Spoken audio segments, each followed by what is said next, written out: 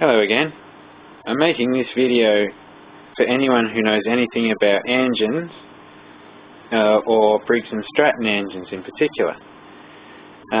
Just to give you a laugh. Alright, now first I'll show you the head. Now if you know what a Briggs & Stratton head should look like, it shouldn't have that around there, or that. If I can zoom in on that, which doesn't really work, I'll go closer. Nah, that's all carbon build-up anyway. So that's pretty good. It's got extra compression because of that. Now, if we have a look at the piston, yes,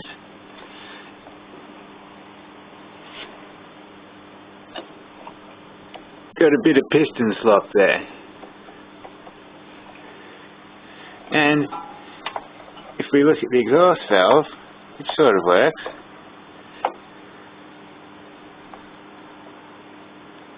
But surprisingly, this engine still sort of runs.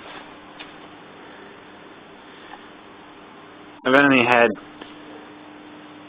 that much oil in it for the last, I don't know, 2 years.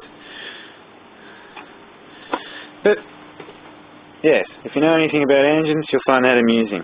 If you don't know anything about engines, it'll be very boring. Alright, thank you for watching.